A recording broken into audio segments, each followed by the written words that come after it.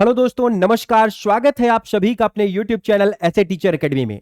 आज की क्लास में हम बात करने वाले हैं सबसे ज्यादा इंपॉर्टेंट टॉपिक, इकोनॉमिक्स क्या होती है और इकोनॉमिक्स के कितने प्रकार होते हैं। और सबसे ज्यादा क्वेश्चन पूछा जाता है सेक्टर्स ऑफ इकोनॉमी, कितने क्षेत्रों में इसको विभाजित किया गया।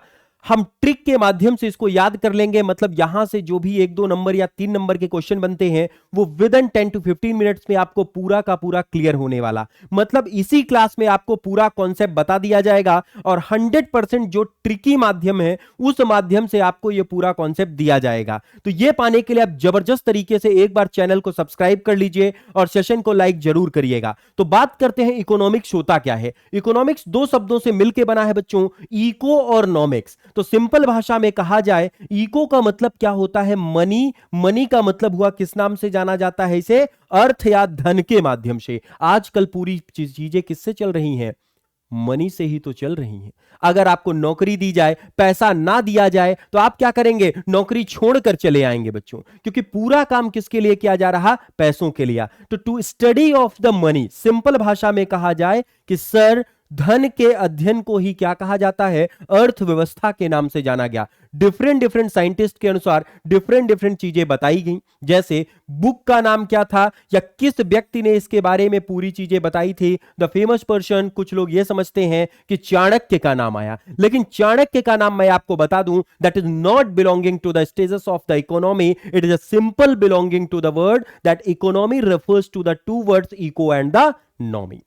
चाणक्य का जो पूरा का पूरा रिलेशन था बच्चों, वो किससे था, that is a political system of the Mauryan empire. उन्होंने राजनीति के संबंध में पूरी की पूरी पुस्तक लिखी थी। आगे देखते हैं इसके बारे में क्या कहा गया। अर्थशास्त्र, it is originated, the word name is the Greek. Greek भाषा का शब्द था ओकोनॉमी।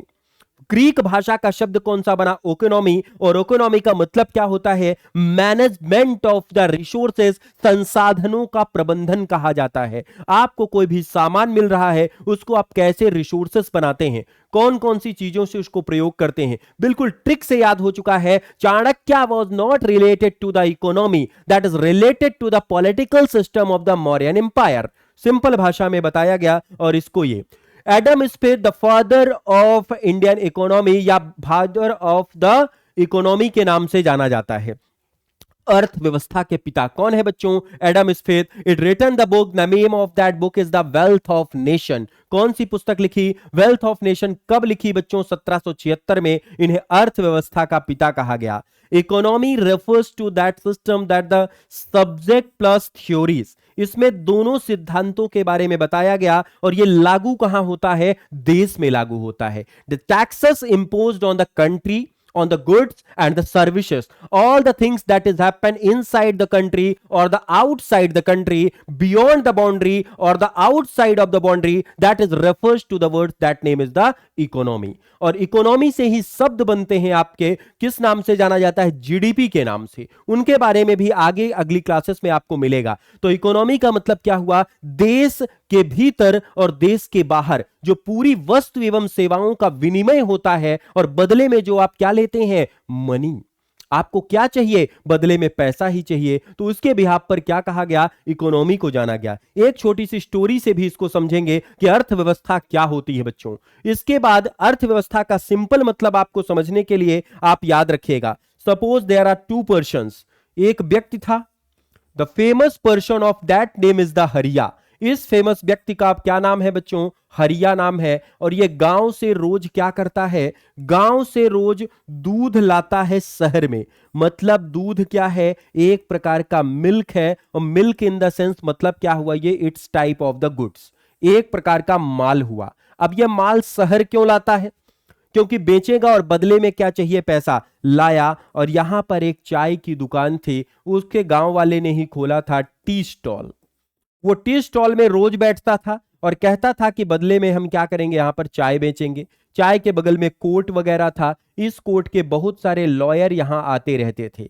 देखिए क्या लाया इसने, मिल्क लाया, goods. And with the behalf of the goods the tea shopper और the shopkeeper can given the money of that things.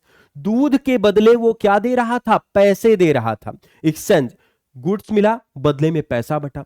दूसरा बच्चा आया, यहां पर पर्टिकुलर क्या हुआ था, कोर्ट था तो कोर्ट में बहुत सारे लॉयर होते हैं, वेल अप टू डेट। अब ये लॉयर लोग क्या करते हैं बच्चों, लॉयर लोगों ने क्या किया, केस लेना प्रारंभ किया। अब केस ले रहे हैं तो बदले में क्या लेंगे, फीस लेंगे in the form of the money. और चाय वाला क्या बेच रहा है, चाय दे रहा है, मतलब ये भी टाइप ऑफ गुड्स है, वकील को भी दे रहा, दूध वाले को भी दे रहा, बदले में क्या ले रहा, पैसा। इकोनॉमी का मतलब क्या हुआ, all the economic activities that is done on the behalf of the goods and services.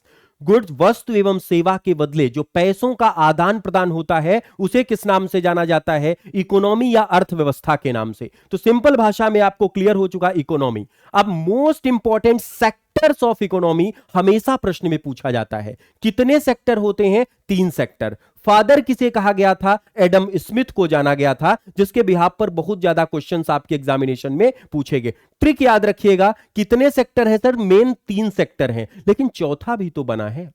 चौथे में कौन सा सेक्टर आता है उसके बारे में भी चर्चा करेंगे। जो लोग पहली बार जुड़ रहे हैं तुरंत चैनल को क्या करेंगे, सब्सक्राइब करेंगे।